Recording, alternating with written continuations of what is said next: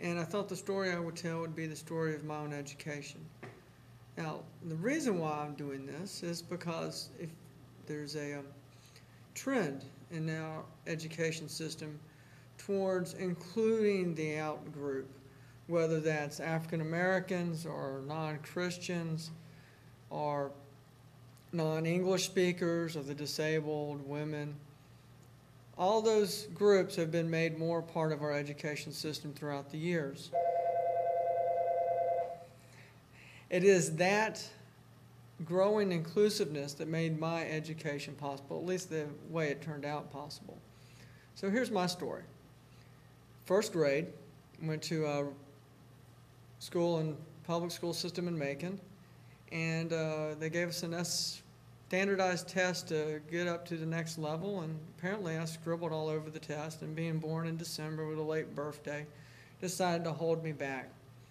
The following year, second grade again, didn't do too well second time, and now I should be ahead of the other students because I've got a happier advantage on them in terms of age. However, still not getting what needs to get done. So my parents, as many parents do, blame the school system, essentially, and take me out of public ed and put me into private school, Stratford Academy. I went there for second and third grade, and by the third grade, Stratford Academy was encouraging my parents to have me tested. My mom and dad chose to have me tested by a psychologist, and the first psychologist they took me to essentially took the viewpoint that everything that I was exhibiting in my education was a manifestation of the problems that me and my parents have, in particular between me and my mom. My mom kind of didn't like to hear that. I don't think the guy was right. My mom didn't think the guy was right. Dad didn't think the guy was right. So I took the attitude this first doc was a quack. Took me to another psychiatrist who told my parents that I was dyslexic. Suggested essentially that I should go back to the public school system and receive services through special education. I re-enrolled in the public school system in Bibb County and attended T.D. Tinsley. And at that point in the history of special ed in terms of Macon, pretty much all the special ed cases went to T.D. Tinsley. And it was a pretty neat school because a large population of the school was quote-unquote regular ed and the rest was special ed. And I was in that special ed population, started out receiving pretty much all my classes in special ed, and over the course of the first year or two there, worked my way into the regular ed for everything but essentially English. Now, when I say I was in regular ed, I was in regular ed. There was no such thing as inclusion. You were either in special ed class or you were in a regular ed class. Well, I actually got a lot out of my special ed experience in elementary school. Ms. Blanks, my teacher, really encouraged all of us to explore our interest and to do it through reading. She encouraged my parents to encourage me to read. My dad still follows her advice and puts things on my bed for me to read when I come home to visit that he thinks I would like to read. And I still read that stuff. I credit her and my parents for keeping me interested in reading despite its difficulties for me. Well, everything changed when I went to middle school. New teacher, new idea about what special education meant for me in terms of that teacher. She didn't want to broaden my horizons, or at least that wasn't what was happening. She wanted me to become the speller and the reader that I wasn't.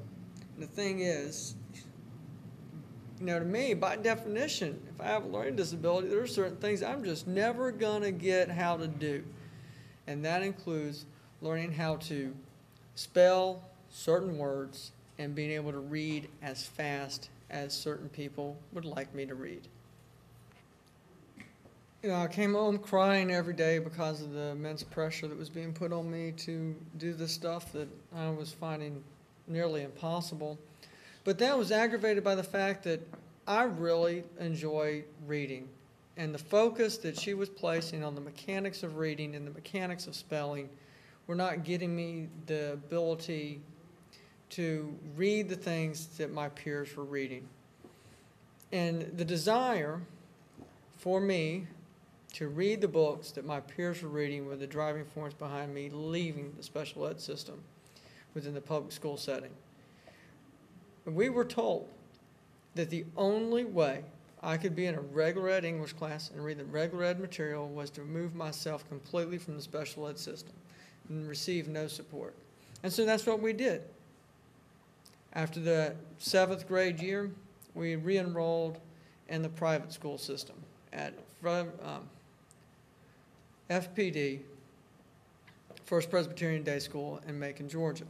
I attended there from the 8th grade until the 11th grade. And, you know, my problems with spelling and reading remained an issue there. But one of the things that school really hit home was how different I was in other aspects from my fellow students. Here I was in a Christian school as someone who is not a Christian, in a school that looked at me as someone destined to go to hell. And so now I came home crying for a whole different set of reasons.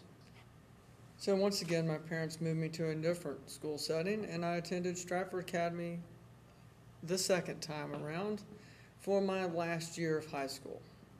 Now, while that helped out with some of my problems I was having with the Christian background of First Presbyterian Day School, that didn't end my issues with my learning disability. And so I continued to struggle with how to get along in the academic community with the difficulty in reading and writing. But everything came together at Stratford. The teacher, and there was one teacher at FPD who sent me in the right direction, suggested that we go to University of Georgia and be tested so that perhaps I could receive services at college when I do attend. And we did that, and we were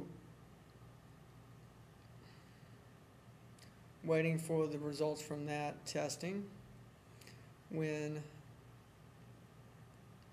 I had already been enrolled at Stratford. And so while we were waiting for everything to get hammered out, I still got excellent assistance from the teachers at Stratford Academy. Well, like I said, this is where everything came together.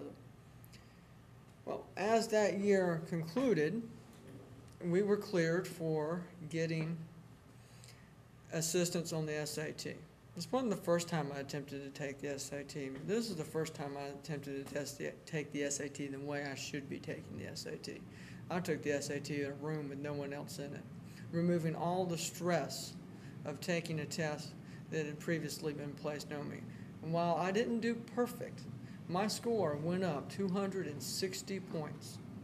And it went up 260 points in part because of the testing accommodations and the training I got at Stratford Academy on how to take tests better. And here's a person that in college received testing accommodations that include someone to read the test, which I believe I should have gotten for the SAT. However, being properly taught how to take a test made all the difference in the world.